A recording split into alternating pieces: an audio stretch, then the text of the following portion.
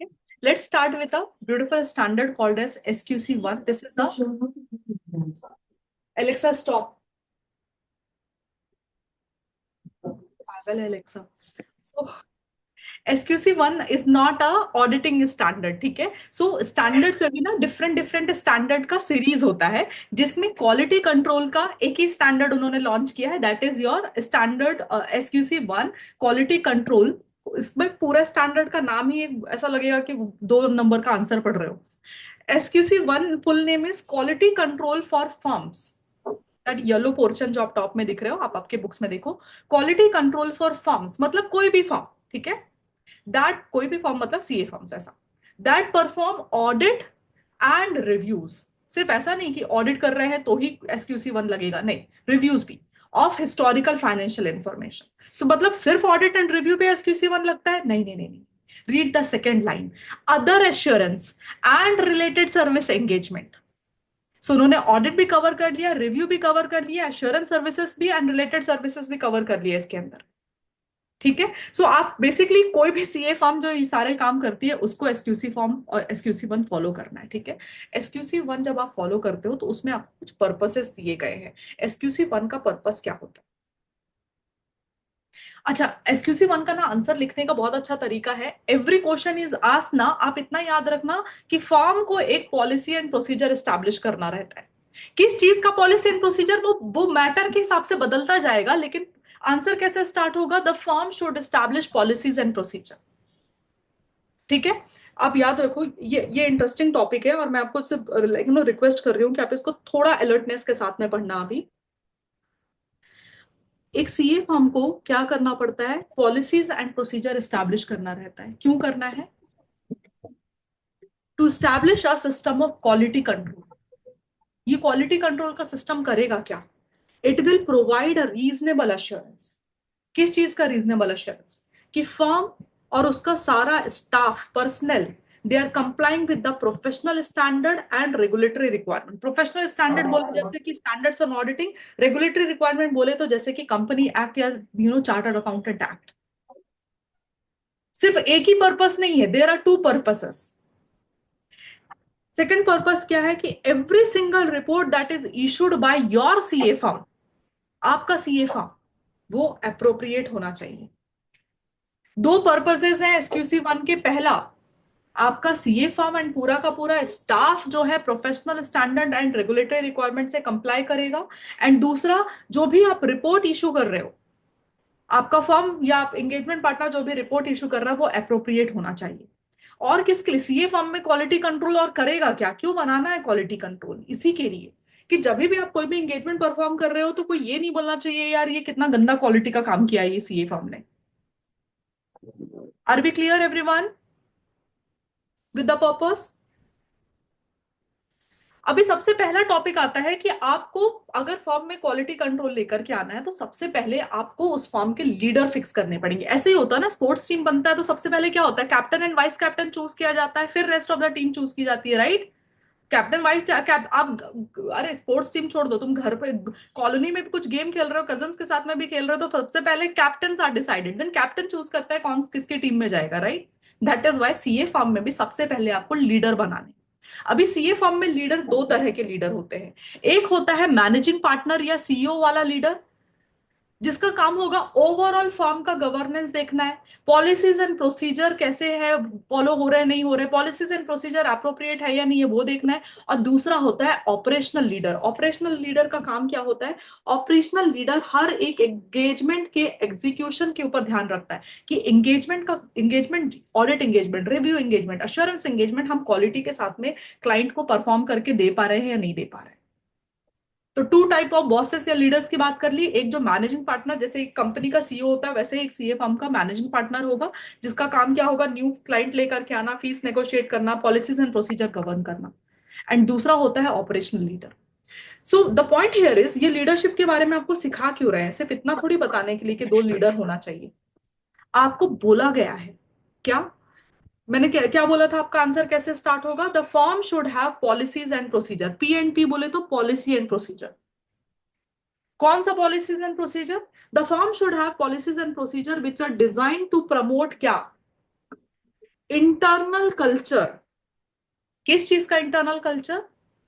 एक ऐसा कल्चर जो ये रिकॉग्नाइज करे कि quality is essential in performing an engagement. Did you find this first sentence in your notes guys? Firm में एक पॉलिसीज एंड प्रोसीजर होना चाहिए, firm should establish policies and procedure जो ये प्रमोट करे, एक इंटरनल कल्चर को प्रमोट करे। कौन सा कल्चर?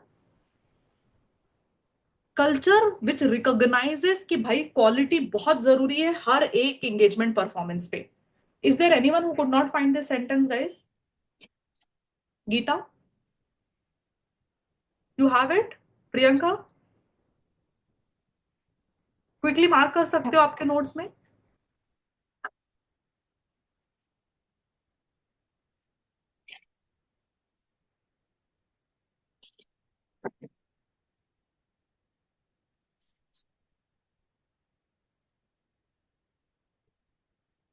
ठीक है। फिर आपको अच्छा सुनो, लीडरशिप का क्वेश्चन आएगा ना, तो आपको मैं 3 फिक्स्ड सेंटेंसेस याद करवा रही हूँ, जिसका पहला आपने ऑलरेडी याद किया, internal culture that recognises that quality is essential. ये आप याद रखना। दूसरा दूसरा सेंटेंस जो आपको याद करना है, सीईओ और मैनेजिंग पार्टनर का क्या काम क्या होगा? The policies and procedure requires that the firm CEO और managing partner to assume ultimate responsibility. किस चीज की अल्टीमेट रिस्पॉन्सिबिलिटी?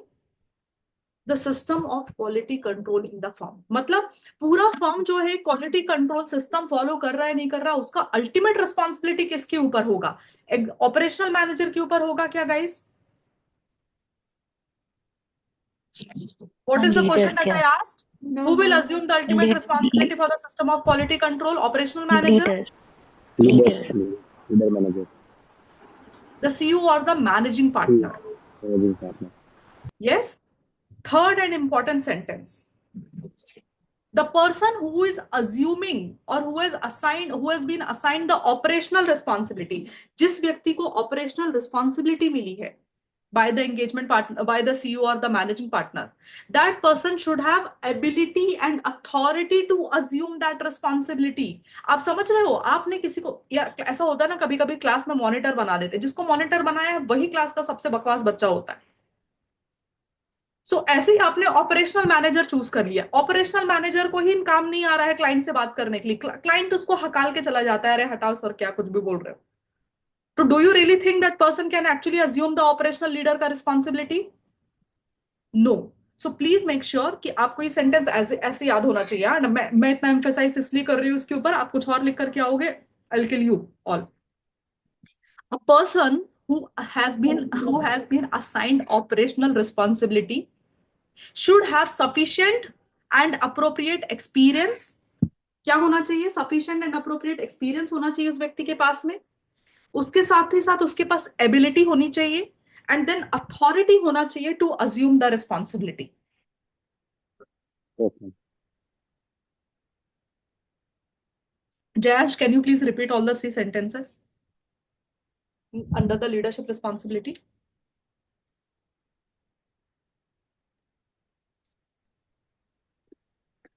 हम स्टार्टिंग से ऊपर से पूरा क्या जयांश? हम स्टार्टिंग से बोलना है ऊपर से पूरा. हाँ, स्टार्टिंग से all the 3। SQC 1 requires the firm to establish policies and procedures designed to promote an internal culture based on recognition that quality is essential in performing engagement. Yes, Such policies and procedures should require firm's chief executive officer CEO or firm managing partner to assume ultimate responsibility for firm's system of quality control. correct. The example set by firm leadership encourage an inner culture that recognize high quality audit work. Further, persons assigned operational responsibilities for the firm quality control system by the firm CEO or partners should have sufficient and appropriate experience, ability, and the necessary authority to assume that Assume the responsibility. responsibility। ठीक है, क्योंकि ना ये Yes. CA forms में problem होता है, कभी कभी आप ऑपरेशनल लीडर किसी को बना देते हो लेकिन वो बंदे को अथॉरिटी नहीं देते हो, वो बंदे को एक छोटी छोटी सी चीजों के लिए परमिशन लेने के लिए मैनेजिंग पार्टनर के पास डिस्कस करने के लिए जाना पड़ता है, तो फिर किस बात का लीडर बनाया है आपने उसको, right? So you make sure that he that person has the experience, the ability and also the authority to assume that leadership. अभी देखो, टोटल एक एक सीए फॉर्म में क्वालिटी कंट्रोल लाने के लिए छह, there are total of 6 elements, ठीक है, जिसका सबसे पहला एलिमेंट था लीडरशिप रिस्पॉन्सिबिलिटी जो आपने खत्म किया है। Now comes the second one is ethical requirement including independence. क्या है second one? Ethical requirement including independence, ठीक है। ये क्या बोलता है ethical requirement including independence? Everything that you have studied in the basics of ethics वाला टाइप चैप्टर में, टॉपिक जो अभी हमने सबसे फर्स्ट कवर किया था, उसके अंदर जो भी बोला गया है वो टॉपिक यहां पर है। फॉर्म में ऐसी क्या होना चाहिए? पॉलिसीज एंड प्रोसीजर होना चाहिए। Guys, are you focusing in the class? Yes, everyone, ma'am. Do I have your attention? Ghanshyam,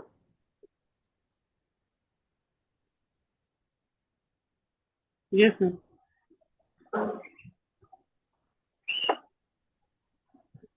Vishwesh, I got your question है ना, मैंने जस्ट अभी देखा। Are you here Vishwesh? Yes, ma'am. Yes. Okay, perfect, ठीक है, चलो। सो एथिकल रिक्वायरमेंट में क्या बोला है कि यार तुम एथिकल रिक्वायरमेंट ऐसे अज्यूम नहीं कर सकते ना कि वो आर्टिकल्स आए हैं वो एथिकल रिक्वायरमेंट मेंटेन करके चलेंगे, वो इंडिपेंडेंस, ऑब्जेक्टिविटी, इंटीग्रिटी रखेंगे, नहीं। आप पॉलिसी बना दो, आप एक काम करो, you shall have the policy to provide a reasonable, or a मतलब रीजनेबल अश्योरेंस। किस चीज का रीजनेबल अश्योरेंस? कि पूरा का पूरा फर्म एंड उसका जो स्टाफ है, they are complying with the ethical requirements. Firm को क्या करना पड़ेगा? पॉलिसीज एंड प्रोसीजर बनाना पड़ेगा। किस चीज का पॉलिसीज एंड प्रोसीजर? वो पॉलिसी जो एक रीजनेबल एश्योरेंस प्रोवाइड करे। किस चीज का एश्योरेंस? कि फर्म एंड उसके जो लोग हैं, they are complying with the ethical requirements, ठीक है। एथिकल रिक्वायरमेंट कंप्लाई करेंगे, कैसे पता चलेगा? वो बंदा इंटीग्रिटी मेंटेन करना चाहिए, ऑब्जेक्टिविटी मेंटेन करना चाहिए, professional competence, confidentiality and professional behaviour. सिर्फ इतने से काम नहीं चलेगा, उस बंदे को इंडिपेंडेंस भी मेंटेन करना पड़ेगा। मतलब फर्म के पास पॉलिसी होना चाहिए इस चीज की, that the firm and its personnel are maintaining the independence. Now, independence के अंदर, इंडिपेंडेंस का जनरिक जब क्वेश्चन आएगा ना बेसिक्स ऑफ एथिक्स का, तो इसके पहले जो आपने पढ़ा है इंडिपेंडेंस क्या होता है, independence in mind, independence in appear and threat to independence, safeguard to independence, वहां पर काम आता है। एसक्यूसी वन के अंदर सेम कंटेंट नहीं है, ठीक है। एसक्यूसी वन क्या बोलता है कि फर्म के अंदर ना कुछ मैकेनिज्म होने चाहिए। पहला,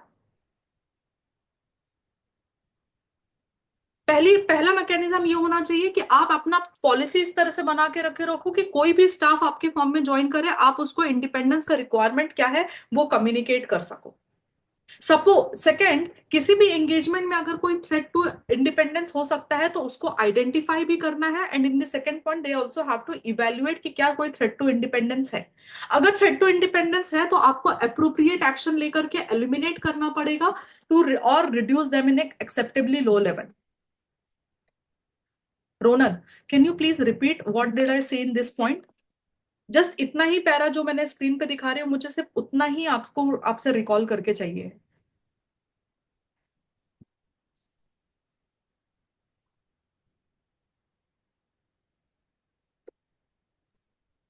Such policies and Such procedures policies and procedures should enable the firm that is written in Hindi है, सॉरी, आपको नोट्स में देखना पड़ेगा आप। to communicate the independence requirements to personnel, Yes, identify and evaluate the circumstances that create threats to independence, yes, and that create threats to independence and take appropriate action to eliminate the threats or reduce the threats to an acceptable level, low level. Correct. और अगर नहीं होता है acceptably low level पे, अगर आप नहीं लेकर के जा सकते, तब Withdraw from the engagement. Withdraw from the engagement. Beautiful. Then then comes the last paragraph. इसमें दो चीजें याद रखनी है आपको। एक ऐसा मैकेनिज्म होना चाहिए, एक ऐसा मैकेनिज्म होना चाहिए, जैसे सपोज बड़ा सीए फर्म है, ठीक है, बड़ा सीए फर्म है and there are multiple engagement partners, right. कोई बंदा इंटरनल ऑडिट देखता है, कोई बंदा स्टार्ट ऑडिट ही देखता है लेकिन मैन्युफैक्चरिंग डिपार्टमेंट का देखता है, कोई स्टार्ट ऑडिट देखता है सर्विस इंडस्ट्री का देखता है, ऐसे करके कोई like there are other other engagement partners, ऐसे लोग। तो सपोज मिस्टर एक्स के पास कोई क्लाइंट आया और इसको समझ में आया कि अरे मिस्टर एक्स के पास ये तो इंडिपेंडेंस का थ्रेट हो जाएगा यहाँ पर अगर एक्सेप्ट कर लिया। फॉर्मेलिटी थ्रेट हो सकता है, सेल्फ इंटरेस्ट थ्रेट हो सकता है, कोई भी इंटरेस्ट हो गया, थ्रेट हो सकता है। तो यार ये मिस्टर एक्स जो है ना, तुरंत दौड़ के जाना चाहिए फर्म के पास में और फर्म के मैनेजिंग पार्टनर को कम्युनिकेट करना चाहिए कि बॉस सुनो, यहां पर ना थ्रेट टू इंडिपेंडेंस है। Promptly notify the firm. क्या, how do you read the sentence? There should exist a mechanism in the firm by which engagement partner provides the relevant information about client engagement and personal, and shall promptly notify the firm of circumstances and relationship that create threat to independence। ये sentence का सिर्फ, sentence is very big, लेकिन इसका मतलब ये है कि कोई भी एंगेजमेंट पार्टनर जो है, they should be able to provide the relevant information and promptly firm को बता देना चाहिए कि भाई इस पर्टिकुलर क्लाइंट पे इंडिपेंडेंस का थ्रेट आ रहा है। तो ऐसा नहीं है कि मिस्टर एक्स का आ रहा है तो mister Y can accept the engagement, no no. Once, अगर एक सिंगल पार्टनर जो है, if that partner is facing the threat to independence, तो फर्म का भी इंडिपेंडेंस थ्रेट में आ जाता है, right? So it has to be the firm who needs to be independent at the same time. Yes, so they can, someone suggested कि online portal होना चाहिए जिसके अंदर कम्युनिकेशन हो सके। बहुत सी फर्म्स में ईमेल के थ्रू भी ये कम्युनिकेशन चलता है। Any mechanism you fix, but it has to exist a mechanism. Plus क्या करो, कम से कम साल में एक बार ना पूरे स्टाफ से आप ना रिटर्न कंफर्मेशन ले लो कि do they comply with the policies of quality control along with the independence. Guys, मैंने एलिमेंट जो है of ethical, sorry, ethical requirement का जो एलिमेंट है, that is your second element of quality control system, वो फिनिश कर दिया है। आप एक बार can you please go through it again and tell me if you have understood it well. Try to, don't just read, try to recall खुद से। और फिर नहीं बन रहा है तो आपके बुक्स में देखो।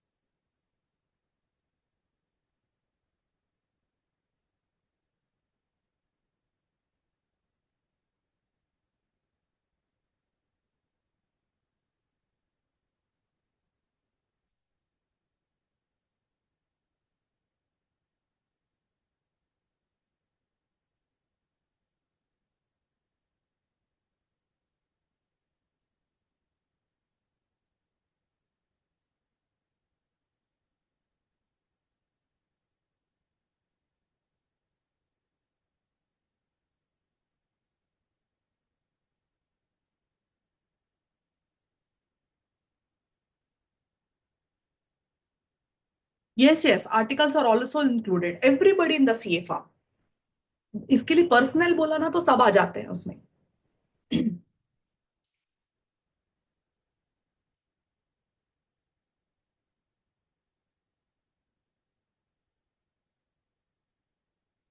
Shall we move to the next element, guys? Are you able to see? See, my notes may look thoda different because वो मेरे class के notes है. But are you able to find the same sentences content in your books as well?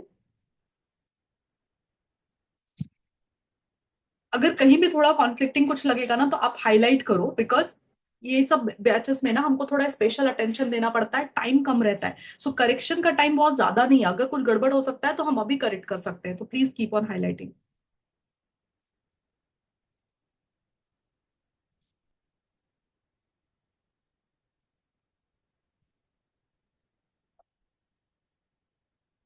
अच्छा, Charu is asking ma'am, जो आपने अभी independence का पढ़ाया है ना, जो पहले पढ़ाया था, कब कौन सा आंसर लिखना है, ठीक है? So when they will ask a generic question about the independence requirement, right? Independence मतलब how an auditor should ensure that he is also the state of mind should be independent, and also he should be independent in his appearance, मतलब basic वाला question पूछा है। Threat to independence का question आ गया, safeguard to independence का question आ गया कि what are the threat to independence, what are the safeguard applied, those are basic वाला क्वेश्चन। एसक्यूसी वन का जब क्वेश्चन आएगा ना, तो they will use the word called the policies and procedure regarding maintaining the independence requirement. कहीं ना कहीं वो वर्डिंग्स आपको एज इट इज मिलने वाला है चारों उसमें, ठीक है? तो आपको समझेगा that firm should have the policy to ensure the independence, या फिर they sometimes use the word the firm should actually there exists a mechanism in which the engagement partner shall inform the firm about promptly inform about the threat to independence। ऐसे words रहेंगे जो SQC one के wordings वहां पर repeat होंगे, उससे आप understand करना कि this is talking about the SQC one requirement.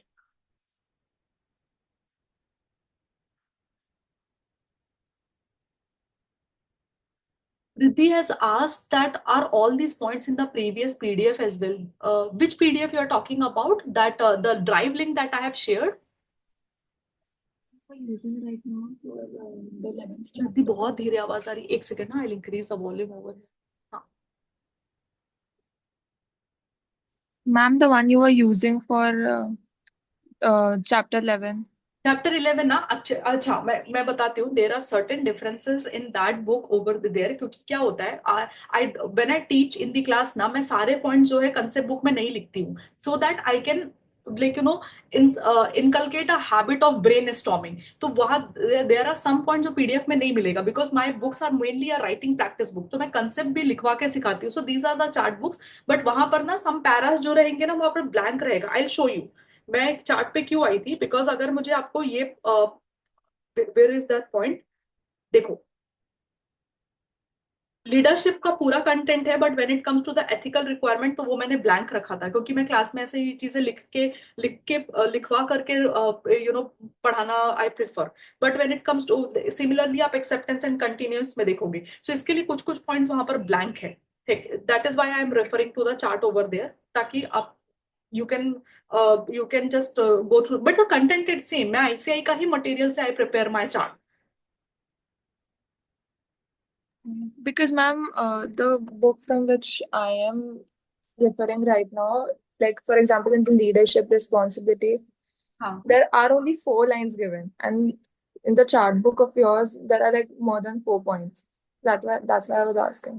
तो but were you able to match the content? आप मुझे एक बार बताओगे क्या क्या कंटेंट लीडरशिप में यूज किया है वहां पर, so that I will be able to highlight you कि Because your points were more compared to what is written here. नहीं, मोर इन टर्म्स ऑफ साइज रहने दो, बट पॉइंट क्या है? जैसे for example, can you read the first point leadership का? Such policies and procedures should require the firm's chief executive officer or the firm's managing partner to assume ultimate responsibility for the firm's system of quality control. हाँ, सो ये जो second उन्होंने क्या किया है note में, आपके फर्स्ट पॉइंट स्किप कर दिया है, इंटरनल कल्चर वाला हाँ वही वाला पॉइंट वहां पर रखा है। Sometimes some faculties do that, like to make the content थोड़ा easy for you to learn ना, they remove some point, but ऐसे उसके हिसाब से क्वेश्चन पेपर नहीं बनाता है ना। ऐसे 5 मार्क्स में अगर ये पोस्ट कर और 5 marks question come to your exam, फिर तो दे ऐसे will expect you to write this points ना, ऐसा। तो देखो, अभी इसमें घबराना नहीं है कि आपके फैकल्टी ने पॉइंट नहीं डाला, काट दिया, ये सब चीजें नहीं होती है। हम at this point of time हम पूरा सॉल्यूशन ओरिएंटेड माइंड से चलेंगे। I give you the opportunity to learn, उसी टाइम पे जो पॉइंट वहां पर एक्सक्लूडेड है फटाक से स्क्रिबल कर लो।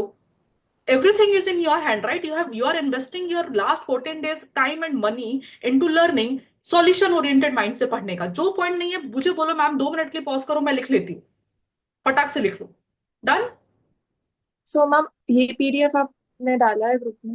प्लीज नोट्स ये वाला चार्ट वाला? एक फोल्डर बना हुआ है, मैं इसका सारा का सारा नोट्स जो हैंड रिटन नोट्स है that is also I upload. Okay ma'am, so फिर तभी मैं ले लूंगी बिकॉज अभी I did not try. Done done, चलेगा, cool. And also give me some time, आज ना बैक टू बैक क्लासेस है, I have around 9 to 10 hours lectures है मेरे till evening including the CA final. So all this work ना, giving the notes and everything that I will do directly at night, रात में 11-12 बजे बैठ करके मैं करूंगी। तो आज के लिए थोड़ा सा पेशेंस रखना, ठीक है गाइस, इस चीज के लिए, नोट्स एंड एवरीथिंग। चलो, shall we come go to the next point? आपको समझ में आ रहा है ना, even though the points are not written like somehow, थोड़ा अगर कुछ मिसिंग है तो, but are you able to connect to the points? SQC1 में एक्सपेक्टेशन क्या है? SQC1 थोड़ा टेक्निकल स्टैंडर्ड लगता है इसके लिए। अभी सुनो, अगला पॉइंट क्या है, इंटरेस्टिंग है। Am I recording? Yes. Acceptance and continuation of the client relationship and specific engagement. अभी ये acceptance and continuation का वर्ड आप कहाँ पढ़ के आए हो इसके पहले?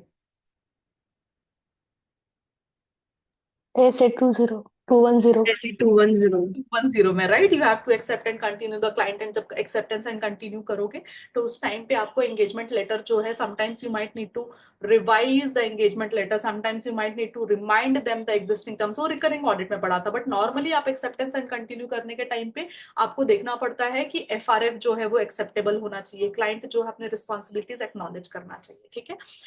SQC1 बोलता है थोड़ा सा और एक स्टेप बैक ले लो, एंगेजमेंट लेटर बनाने से पहले जो बंदा आपको अपॉइंट कर रहा है ना, उसका इंटीग्रिटी चेक करो भाई, वो बंदा कैसा बंदा है। मतलब you are, if that person is involve into some money laundering activity, लेकिन उसका एटीट्यूड अच्छा नहीं है, why do you want such kind of people as your client? So first you have to evaluate, आप कोशिश करना, you will obtain the vital information. Please highlight this keyword into your books, vital information. ये सवाल as it is आएगा और आपको समझना पड़ेगा कि कहां से। The firm should obtain vital information about the client and such information should help the firm to decide about, पहला, integrity of client, promoter, KMP, सामने वाला का integrity। सेकेंड पॉइंट आपसे रिलेटेड है, competence of your own team. Suppose मुझे रिलायंस का audit मिल गया, मेरे पास उतना बड़ा टीम ही नहीं है रिलायंस का ऑडिट करने के लिए, am I competent to perform that job? No, I need to have the resources ना टू परफॉर्म दैट इतना बड़ा क्लाइंट कंपनी का audit, right?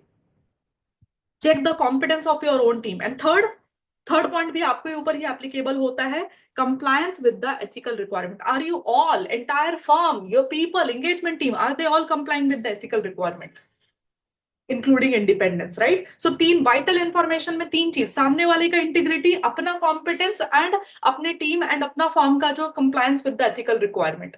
Did you all get this? Can you learn, memorise? Khushi, Payal?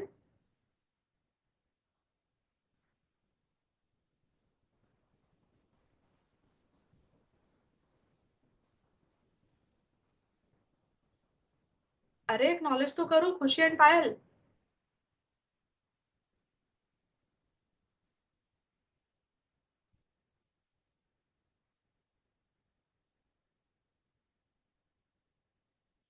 Ma'am, integrity of ethical requirements.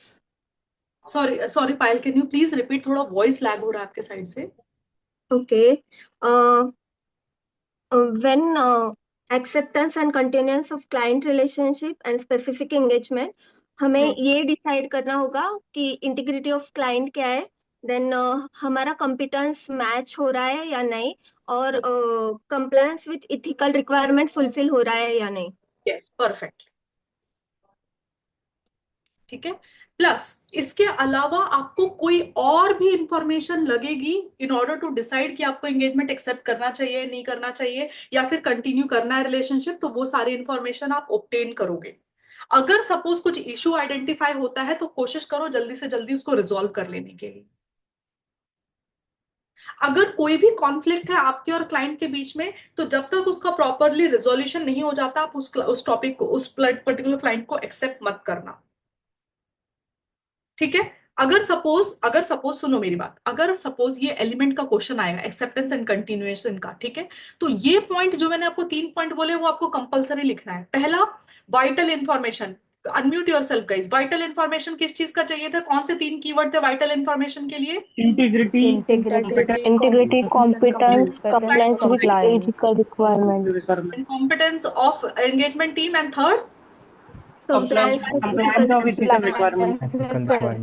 apart from that, You will obtain any other information that you consider necessary.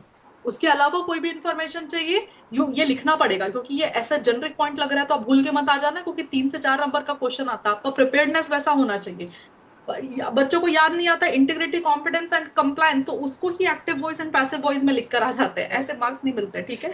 So point 2 बोल रहा है उसके अलावा कुछ information that you consider necessary, so वो आपको obtain करना है। एंड सपोज इफ कुछ, ये वाला पॉइंट क्या है, येलो वाला point, can you please all recall, ये क्या था yellow point, highlighted one? Where issue have Other been Issues identified to be in the identified in the document. how the issue were resolved. So if any issues were identified, then you should document it, and how that issue was resolved वो भी documented होना चाहिए आपका। Yes. And what was the last point? If there are any conflict between firm and client, it should be properly resolved before accepting client. Beautiful. Now एक 4 number का question है आपके पास। लिखिए मेरे हाँ, को आप सेकंड एक पॉइंट बता मिनट आप सकते पीछे करोगे तो नोट करना वो पॉइंट। हो? हाँ वही कोई बात, सेकंड पॉइंट नोट करना है। The firm should obtain information as it considers necessary before accepting or before continuing, and where such issues are identified, it should document how the issues are resolved.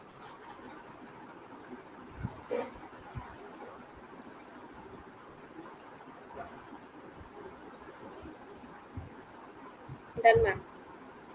Done? विश्व is done?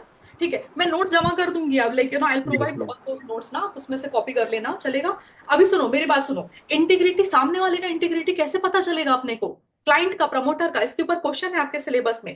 Considerations as to the integrity of client, ये question आएगा, घबरा मत जाना कि क्या पूछ लिया है, बहुत सिंपल पॉइंट है। एसक्यूसी 1 में जो 4th एलिमेंट आपने पढ़ा था, leadership ethical requirement, sorry 3rd one, leadership ethical requirement के बाद में आपने क्या पढ़ा था, acceptance and continuation of client. उसके अंदर पॉइंट था कि आप वाइटल इंफॉर्मेशन ऑब्टेन करोगे रिगार्डिंग द क्लाइंट्स इंटीग्रिटी। और इंटीग्रिटी कैसे चेक करते हैं, इंटीग्रिटी चेक करने के लिए अपने को सामने वाले का बिजनेस रेपुटेशन चेक करना है। क्या चेक करना है, you have to identify the business reputation. सिर्फ उससे काम नहीं चलेगा, आपको क्लाइंट का ऑपरेशंस एंड बिजनेस प्रैक्टिसेस के उनका नेचर क्या है वो समझना पड़ेगा। उसके अलावा क्लाइंट का एटीट्यूड चेक करना है। किस चीज का attitude, attitude towards the implementation of accounting standard and attitude towards the internal control.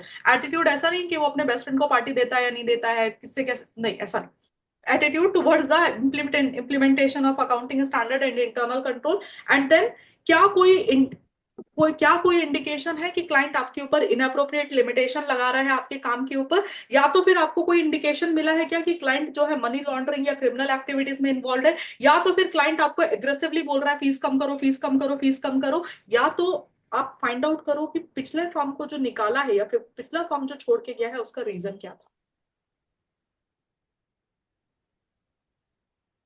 Total of 7 points, the question can be asked for 5 marks, 6 marks, आप सातों याद रखो, जितना याद रह सकता है,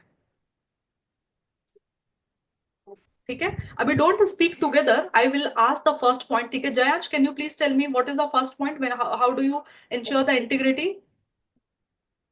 of the client? The identity and business reputation of the client's principal owners, key management, personnel, related parties, and those charged with governance. Correct. Rutuja, can you tell me the second one? How do you ensure the integrity of client?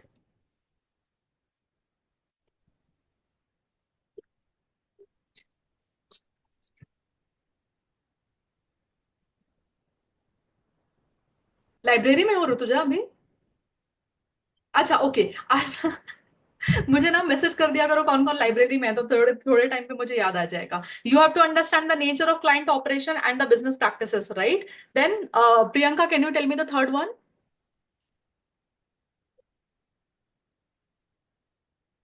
Information about the attitude of key managerial personnel, about matters such as implementation of accounting standard and implementation of internal control. Perfect. Vivek, what is the next one, fourth point? Inappropriate limitation to scope of work. Correct. Then, Juhi, what is next?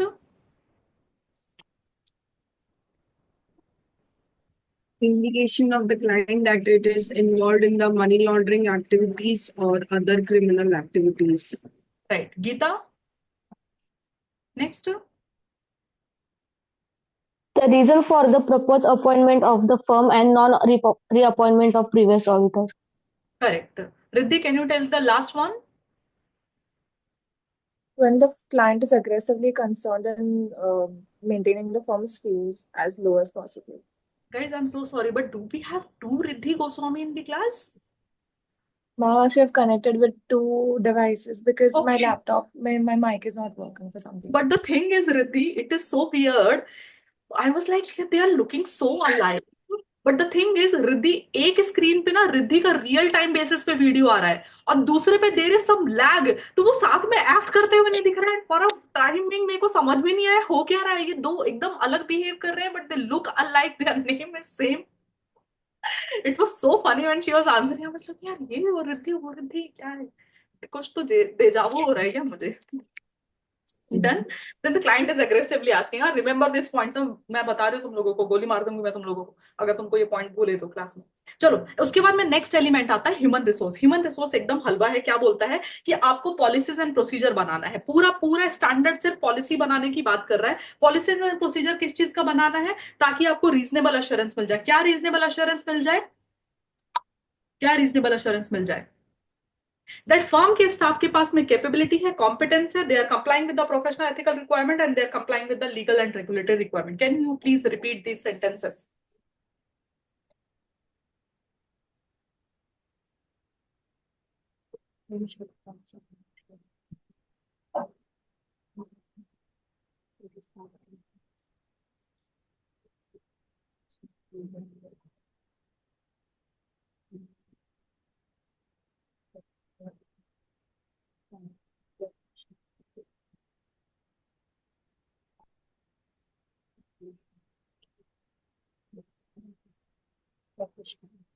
ठीक है।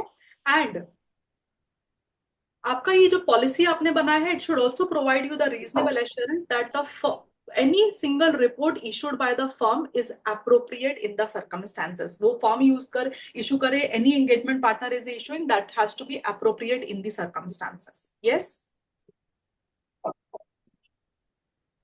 Policies में क्या क्या issues address होने चाहिए, recruitment से related points होने चाहिए, एम्प्लॉय के परफॉर्मेंस इवैल्यूएशन से एम्प्लॉय की कैपेबिलिटी, एम्प्लॉय के कॉम्पिटेंस, एम्प्लॉय का करियर डेवलपमेंट, एम्प्लॉय का प्रमोशन, एम्प्लॉय का compensation and estimation of personal needs.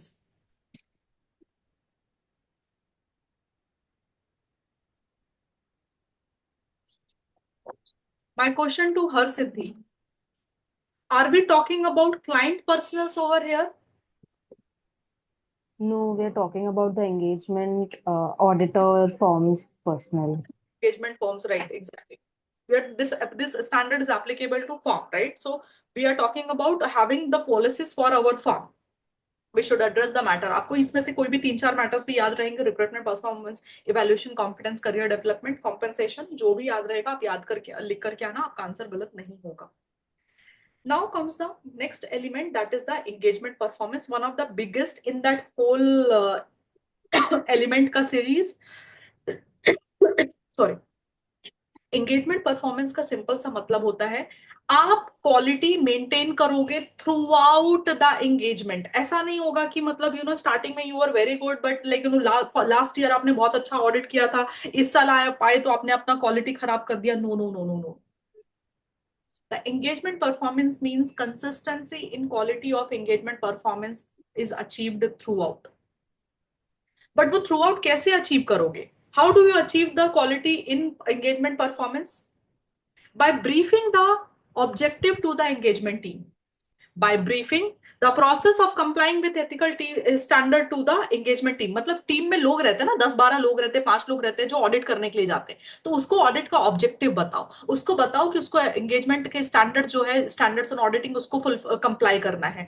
उसको आप सुपरविजन एंड ट्रेन, उसको सुपरवाइज करो, उसको ट्रेन करो, उसका काम को रिव्यू करो आप, एंड अलॉन्ग विद दैट आप उसको बोलो कि भाई तू तेरे काम का प्रॉपर डॉक्यूमेंटेशन चाहिए। ये सीए फॉर्म्स में नॉर्मली ये पॉलिसी फॉलो होता ही होता है, ठीक है, एंगेज होना ही चाहिए ना, क्वालिटी कैसे इंश्योर करोगे, सिर्फ एंगेजमेंट पार्टनर के से तो काम नहीं चलेगा, every single article audit assistant जो है उनको क्वालिटी मेंटेन करना आना चाहिए. So how will they do it?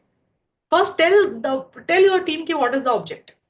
Then tell them the process of complying with the standards, engagement standard. Then supervise them, train them, review their work, and also ensure that there is a proper, appropriate documentation is maintained. Are we clear on this point? याद रखना, engagement performance is such a big topic. उसमें से कौन से part का question आया है वो आपको ध्यान रखना है. ये पार्ट कैसा था कि एंगेजमेंट परफॉर्मेंस में क्वालिटी कैसे कंसिस्टेंटली मेंटेन करी जा सकती है, तो आप ये नीचे के 3-5 पॉइंट्स लिख कर आओगे. बट अगर सपोज उन्होंने आपको पूछा कि एंगेजमेंट परफॉर्मेंस करने के टाइम पे आपको कुछ डिफिकल्टी आई, जैसे I am not very good with the taxation, मुझे सीए फाइनल में भी टैक्स में बहुत कम मार्क्स आए थे, एंड सपोज मुझे ऑडिट में टैक्स मैटर कोई टैक्स का लिटिगेशन पता चला क्लाइंट का और मुझे देखना और वो इंटरनेशनल फोरम पे हो रहा है, तो डू यू रियली थिंक कि वो टैक्स मैटर का मैं अच्छे से ऑडिट एविडेंस ऑब्टेन कर पाऊंगी? नहीं, because I do not have the expertise in that tax matter, या फिर मुझे टैक्सेशन एज अ सब्जेक्ट बहुत नहीं जमता और आई नो ये लैकुना मेरे अंदर है. What should I do? Always take consultation. Consultation क्या मुझे हमेशा बाहर के व्यक्ति से लेना जरूरी है क्या? तो answer is no. You can take consultation from anyone within the organisation और आउटसाइड द ऑर्गेनाइजेशन, जिस the person who has the expertise. जो भी कंसल्टेशन लेना है कंसल्टेशन लो, अपना मैटर रिजॉल्व करो. एंड अगर आपके पास में सपोज इंटरनल, मेरे पास कोई दूसरा पार्टनर ही नहीं है, मैं किससे लूं advice? Then you take the advantage of advisory service of the other firms, other professional and regulatory bodies. Yes, easy concept consultation का. इसके अंदर एक इंपॉर्टेंट पार्ट होता है कंसल्टेशन के बाद में EQCR, जिसका आपके सीए फाइनल के सिलेबस में बहुत डिटेल डिस्कशन है, आपका बहुत छोटू सा डिस्कशन होता है. EQCR क्या होता है? Engagement quality control review. Engagement quality control review किसके ऊपर एप्लीकेबल होता है, कहां पर मैंडेटरी होता है? Listed entity. लिस्टेड एंटिटीज के केस में EQCR कंपल्सरी करवाना पड़ता है. ठीक है, सो EQCR is mandatory for all the audit of financial statement of listed company. Audit की बात बोल रहे हैं, रिव्यू में नहीं, अदर एश्योरेंस में नहीं. ऑडिट कर रहे हो आप लिस्टेड कंपनी का, तो आपको EQCR अपॉइंट करके उससे रिव्यू करवाना पड़ेगा.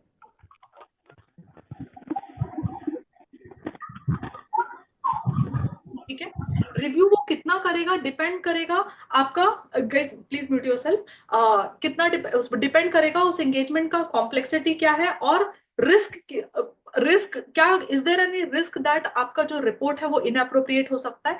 ये सब चीजों के बेसिस पर EQCR क्या करेगा? He will review.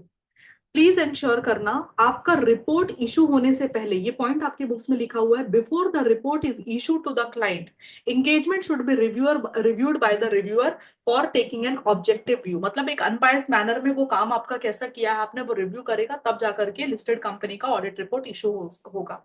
यस,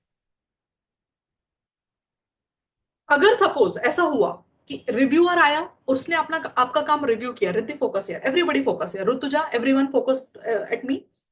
जो रिव्यूअर आया वो उसको सपोज आपने ना गोइंग कंसर्न इवेल्युएट किया था. ठीक है, एज पर ऐसे 570 आपने गोइंग कंसर्न इवेल्युएट किया, उसको आपका इवेल्युएशन पसंद ही नहीं आ रहा है. ही इज लाइक कि नहीं, you have not done the evaluation properly, अभी तो इतने सारे इंडिकेशन दिख रहे हैं एंड आई फील कि कंपनी का जो गोइंग कंसर्न असम्पशन है वो अप्रोप्रिएट नहीं है, एंड यू आर लाइक कि नहीं अप्रोप्रिएट है. अब ये तो क्या हो गया? डिफरेंस ऑफ ओपिनियन हो गया. आपके डिफरेंस ऑफ ओपिनियन से आपके क्लाइंट को कोई फर्क नहीं पड़ता है. देयर माइट बी डिफरेंसेस, अगर ऐसा है please resolve them and then only you issue the report. If the matter is not resolved, then you do not, और EQCR ने जो है एंगेजमेंट पार्टनर का रिकमेंडेशन एक्सेप्ट नहीं किया है, तो मेक श्योर करना कि matter is resolved by consulting with the other firms and professional body. तो ऐसा भी हो सकता है कि EQCR आने के बाद में भी आप other firms and professional body के पास में कंसल्टेशन लेने के लिए जा सकते हो. कब? जब EQCR एंड आपके बीच में डिफरेंस ऑफ ओपिनियन है. This is like a story going on कि एक बार EQCR करवाया तो ऐसे डिफरेंट सिचुएशन हो सकती है. यस, इन द लास्ट आप सिर्फ याद रखना व्हाट, और ये आपको याद भी होगा I am sure at this point of time. Do you remember ऐसे 230? ऐसे 230 बनाया किस चीज के लिए है गाइस?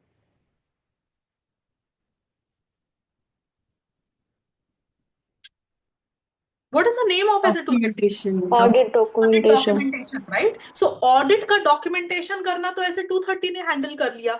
उसके पहले ही SQC 1 ने बोल दिया कि बॉस तुम कोई भी एंगेजमेंट करो, ऑडिट करो, रिव्यू करो, एश्योरेंस करो, I don't care, you need to maintain the documentation.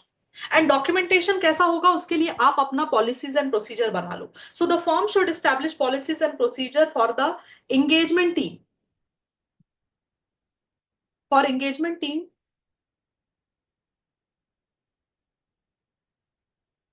the assembly of file of the engagement file, sorry, the assembly of final engagement files, the engagement file should be completed within, अच्छा सुनो, audit के case में engagement file कब तक complete हो जाना चाहिए? Assembly 60 days कब से कम करना है? Audit date of audit report. From the date of audit. तो क्या रिव्यू एंगेजमेंट में भी 60 दिन के अंदर करेंगे, रिव्यू रिपोर्ट इशू करने के पहले? अदर एश्योरेंस एंगेजमेंट में भी 60 डेज फॉलो करना है क्या? Yes, ma'am. No, 90 days. Other engagement नहीं, अदर एंगेजमेंट में फर्म का अपना पॉलिसी होगा, लेकिन when it comes to the audit engagement then only assembly of audit file आपको 60 दिन फॉलो करना है वहां पर। यस, अदर केसेस में it is the reasonable time period, but audit में इट इज 60 डेज। जब भी आप एंगेजमेंट डॉक्यूमेंटेशन मेंटेन करके रखोगे तो प्लीज इंश्योर करो कि आप उसका कॉन्फिडेंशियलिटी मेंटेन कर रहे हो, उसको सेफ कस्टडी में रख रहे हो, इंटीग्रिटी मेंटेन कर रहे हो, एक्सेसिबिलिटी मेंटेन कर रहे हो, आपका जो डेटा है, इंफॉर्मेशन है, ऑडिट रिपोर्ट, डॉक्यूमेंटेशन सब रिट्रीवेबल होना चाहिए, everything confidentiality, safe custody, integrity, accessibility होना चाहिए। यस, क्या आप ये ऑडिट डॉक्यूमेंटेशन उठा के किसी को भी दे सकते हो?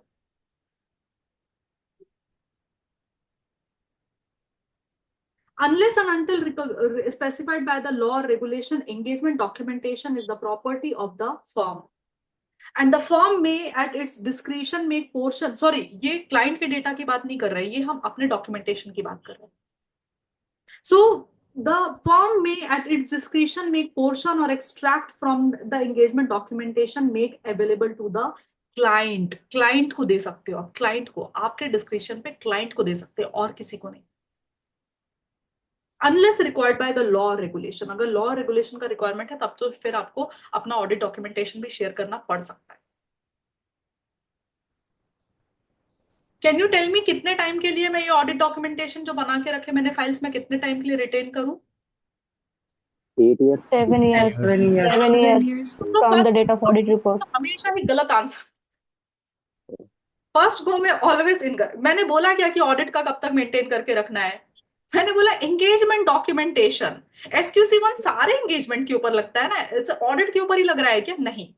So engagement documentation has to be retained for a period for time sufficient to permit those performing monitoring the procedures to evaluate firm comply with the system of quality control. First go में कभी answer ऐसा नहीं करने का रहता है। CA की exam है, BCom चल रहा है क्या तुम लोगों का? हाँ, यही गलती MCQ में करके आओगे? नहीं, सारे डॉक्यूमेंट 7 साल जो है ना वो सिर्फ ऑडिट में लगता है, ठीक है? सो वो 60 डेज भी ऑडिट में लगता है, यहाँ भी 7 साल ऑडिट में लग रहा है। बाकी सारे एंगेजमेंट में आप तब तक मेंटेन करके रखो ताकि अगर सपोज कोई रिव्यू हो गया, कोई मॉनिटरिंग, जब आप मॉनिटरिंग प्रोसीजर हो गया आपके CA फॉर्म पे, तो वो बंदे के, जो भी बंदा मॉनिटर कर रहा है वो इवेल्युएट कर पाना चाहिए कि हाँ काम जो हुआ था क्वालिटी के साथ में हुआ था। That is the point. कहीं नहीं लिखा है उसमें कि हर एंगेजमेंट में 7 साल चाहिए। In case of audit, the retention period shall be no shorter than 7 years from the date of audit report. Clear? चलो, coming to the last element of the system of quality control, that is monitoring. Monitoring ये CA final November 24 के exams में आया, के इसमें आया था। सोचो इतना छोटा सा पॉइंट था, 4 या 5 नंबर का, they have asked the question on that.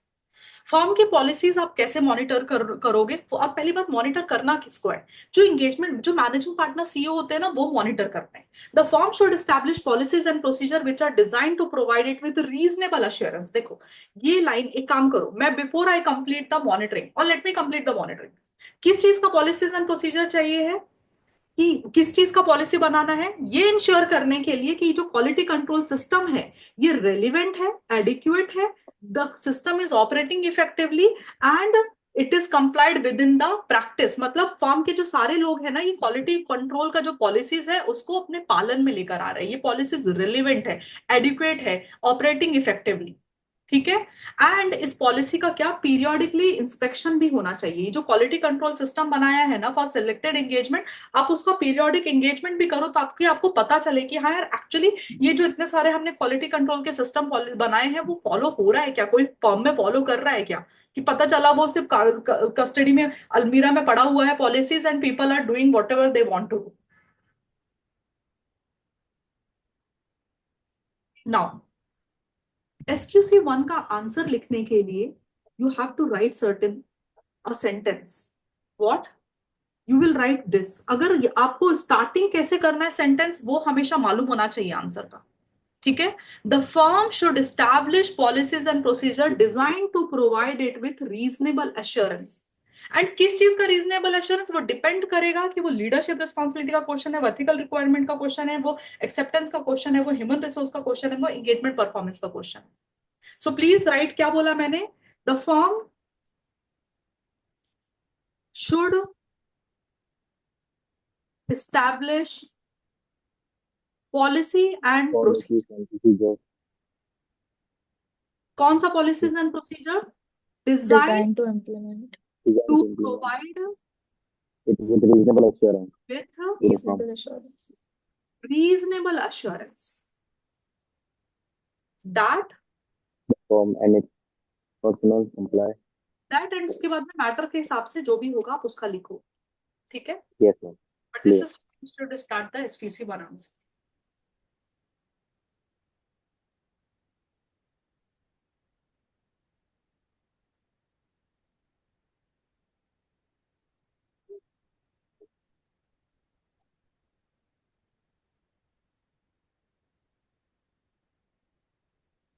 Now you will not pick and choose कि आपको कितना पोर्शन SQC1 का याद रखना है, कितना पोर्शन SA210 का याद रखना है। I have taught you each and every concept, ठीक है। You will remember the whole concept, क्योंकि चैप्टर 11 से क्वेश्चन आया, वो आपका बेसिक्स ऑफ एथिक्स से है, 210 से है, SQC1 से है, आपको पूरा आना चाहिए। आपने रिवीजन में भी पूरा पढ़ा है, एंड टू एंड पढ़ा है, right. So please revise it accordingly if you wish to after this session, ठीक है। वॉइस नोट के थ्रू करो, आपको खुद, आई ऑलवेज प्रिफर आप खुद करो, ठीक है। This is also to strengthen your own memory. मैं ऑलरेडी आपको क्लास में यहाँ पर रिकॉल करवाती हूँ, वो आपके कीवर्ड्स रिकॉल हो गए। आप एक बार पूरा का पूरा आंसर खुद बोलने की कोशिश करो ना, आपका कॉन्फिडेंस लेवल बहुत अच्छा होगा। मतलब I am always that person who believes कि मैं जितना खुद बोलती हूँ ना उतना मुझे अच्छे से याद होती हैं चीजें, right. So you also follow that. Now what is pending for the session today, SA220। मैंने बाकी सारा चीजें आपको डिटेल में कवर कर दिया, ठीक है। So tonight I will send you the voice of SA220, voice note of SA220, plus जो कल के शेड्यूल में जो टॉपिक्स है वो भी मैं आपको भेजूंगी। I just don't cover things in rush manner, नहीं तो अगर मैंने 220 भी इसमें डाल दिया तो फिर SQC1 बहुत अधूरा सा कंप्लीट होता था और आपको कॉन्फिडेंस ही नहीं आता था। So are you guys understanding, daily session में ऐसा होगा, कुछ ना कुछ टॉपिक जो है वो लास्ट का नेक्स्ट डे पे कैरी फॉरवर्ड होगा। Are you okay with that? It is my responsibility कि वो कैसे कवर करना है before your exams. There is Ma'am, क्या, yeah, in the middle there was a voice line. So shall I repeat, मैं क्या बोल रही थी? I was asking you, I was just telling you that there will be some portion of your daily जो planner के हिसाब से है that will move to the next day. Are you okay with it? Because I am अभी ना my voice is proper, guys. Yeah. So because I do not rush through when I am teaching, even in the revision mode, the only goal is कि हमको accuracy maintain करनी है rather than just reading through everything. We can't do that, right? And that is why I have given sufficient time to basics also, 210 also, and SQC1 as well. Tonight I will send you the voice note of SA220 along with the other topics that we are going to do tomorrow. Done? And it will be my responsibility to cover everything that I have given in the planner that I will cover. Don't lose patience on me, right? This is the first day. You are also tuning up with me. I am also tuning up with all of you, right? And एक दो दिन में थोड़ा सा वो set हो जाता है, टोन सेट हो जाता है, टेक्स टाइम। तो whatever, if there are any queries, anything, you can drop in the group. Other student, if they know the answer, they will answer it over there. अगर मुझे answer करना है तो I will, you know my schedule, 9 बजे तक मेरे continuous batches हैं, उसके बाद में रात में बैठ करके I will report. ठीक है? This lecture will be, thank you so much Jayansh, thank you. This lecture will be uploaded only at night. Why? Because Zoom continuously processing में रहेगा अभी. So it will not record anything, right? So it will only record everything by like process everything by the end of the day. तो मैं रात में ही lecture upload कर पाऊंगी. Works? Yes, Riddhi, tell me. Ma'am, like I just wanted to confirm once more that the notes, your handwritten notes will be, you'll upload it after 9 today, right? Yeah, after 9. Okay, थोड़ा ma'am. आज अभी बाकी सारे subjects पढ़ लो, ठीक है? कल सुबह बिफोर थोड़ा जल्दी उठ जाना, and before coming to the class complete your notes, हाँ, जो बाकी रहेंगे आप. डन? और मैं एक साथ सारे ही चैप्टर्स के सेव कर दूंगी, तो फ्रॉम टुमारो ऑनवर्ड्स आपको वो दिक्कत नहीं होगा. ठीक है? हाँ, बोलो ना. Any other doubt guys? Ma'am, बोलो ना. एक्चुअली मॉनिटरिंग में मेरे को थोड़ा सा कंफ्यूज. मॉनिटरिंग, देख, मॉनिटरिंग कंसेप्ट बहुत सिंपल है कि मैंने जो सिस्टम बनाया है क्वालिटी का. क्या मानवी? मैम, अभी जो आपने मॉनिटरिंग बताया ना, और जो मेरे मतलब मॉड्यूल में है, तो उसमें ना डिफरेंस है. तो ये ऐसे 220 का मॉनिटरिंग है या क्या है? मतलब मेरे को थोड़ा कंफ्यूजन है. देख, दोनों में डिफरेंस है मॉनिटरिंग इज एप्लीकेबल. अगर आप ऑडिट कर रहे हो, ऐसे 220 कर रहे हो, तो भी मॉनिटरिंग एप्लीकेबल होगा. और एसक्यूसी 1 का one of the important element ही आपके क्वालिटी कंट्रोल सिस्टम का मॉनिटरिंग. ठीक है? मैं नोट्स प्रोवाइड करूंगी, एक बार उसको रीड करो एंड ट्राई टू मैच कि आपका मॉनिटरिंग का कंटेंट सेम ही है क्या. ठीक है? Because the same content is applicable both to CA final, CA inter, दोनों जगह सेम है. ये मॉड्यूल से ही है कि मॉनिटरिंग में कुछ नहीं है. आपने अपना जो सिस्टम बनाया है क्वालिटी कंट्रोल का, आपको सिर्फ मॉनिटर करना है कि वो जो सिस्टम है, वो जो पॉलिसीज आपने बनाए हैं, वो क्या होना चाहिए. That has to be relevant, up to date, within practice होना चाहिए. अगर if any staff article they are not following those policies, क्या होना चाहिए? There should be penal actions against that, right? You have to make sure that you are taking actions against those people, right? Periodically आप क्या करो, certain engagement का जो sample size में ले लो कि चलो आओ बच्चों बताओ मेरे को वो लास्ट ईयर ऑडिट में क्या किया था. Take some engagement as a sample and try to see कि वो पॉलिसीज फॉलो कर रहे हैं नहीं कर रहे. ये सब काम कौन करेगा? जो एंगेजमेंट पार्टनर, मैनेजर पार्टनर के लेवल के लोग रहते हैं, उनका काम रहता है to ensure that the firms policy and procedures are being complied with. Cool. चलो, I'll start. मुझे इंग्लिश बैच से स्टार्ट करना है in 2 minutes. I'll go, guys, and we'll meet tomorrow sharp at 10. ठीक है? Whatever is pending from my side, I'll provide it to you by tonight. And please focus, revise whatever you want to revise from today's session, and focus on your other topics as well. Ma'am, हाँ, बोलो ना. अभी हम ये सिखाया है आपने, वो रिवाइज करेंगे, फिर क्वेश्चन लिखने का सोच.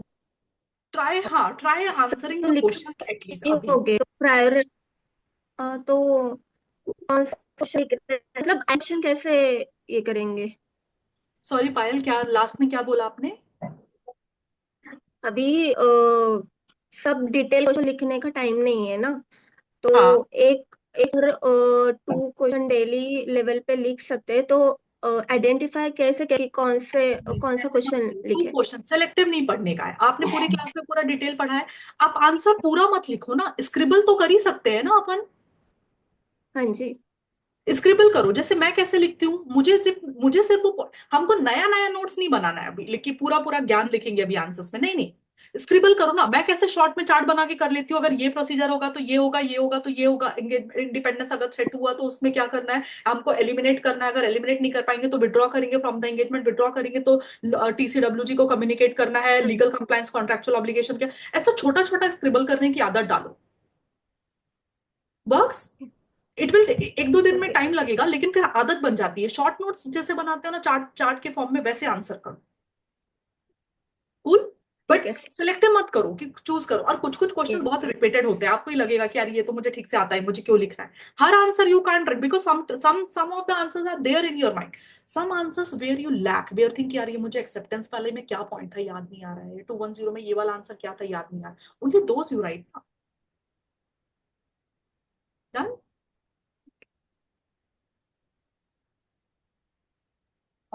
Ma'am, from tomorrow onwards, can I shift to the English batch? Because I was not aware the English batch was there, and like I wanted to join the English batch only originally. Okay, you can join the English batch. Is there anyone who feels that they want to join only the English batch? But English batch No. is not just the revision, it is a writing practice batch and it is 20 days batch. So just be aware that are you appearing for both groups?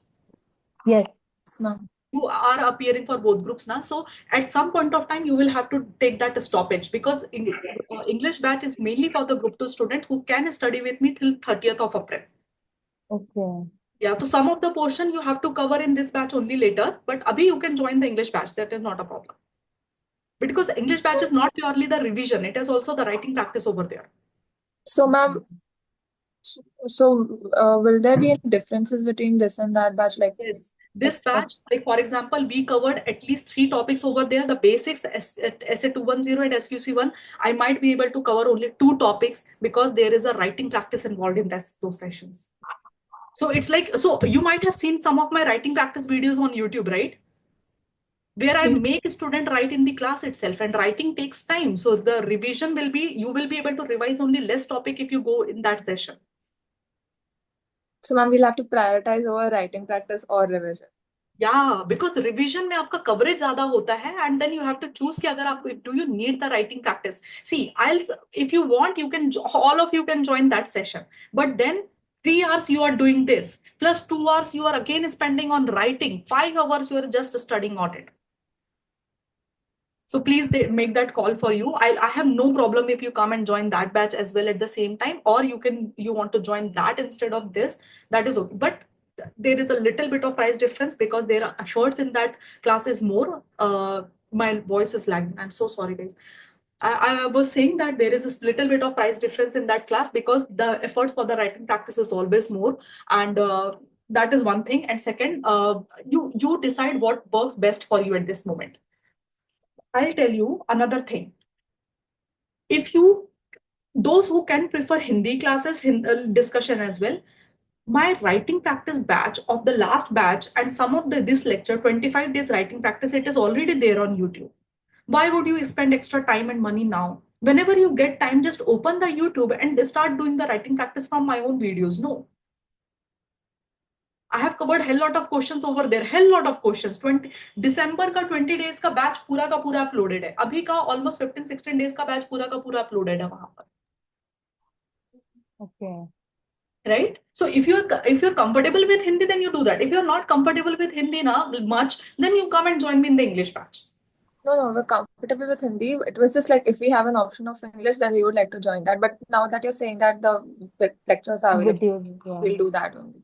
Yeah, it is there on YouTube. Just check it out. There is a writing practice batch that I upload on almost on a daily basis. Like if you cannot find something, then just let me know. Then I'll upload that portion, right?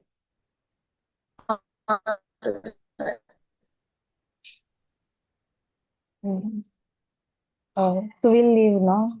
Yes, you all can leave. And okay, thanks Charu. And Vishwesh, can you please remind me क्या question था? या फिर मुझे just एक बार WhatsApp कर दे, है ना?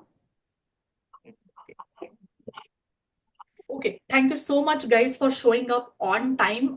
Last night I slept like really late because I was making voice note till 3 in the morning. That is why I got late to join the class. But from tomorrow I'll start sharp at 10. Please come at 10. We will end at 1 because there are continuous batches after that as well. So we have to make sure the timing is correct for everyone. All right, and I hope to see you again tomorrow. Hope you enjoyed the session. If there is anything that you want. Sorry, Harsiti? Nothing. Okay. Thank you, ma'am. Thank you so much for the batch today. Okay, all right. Enjoy. Chalo, bye everyone. Bye.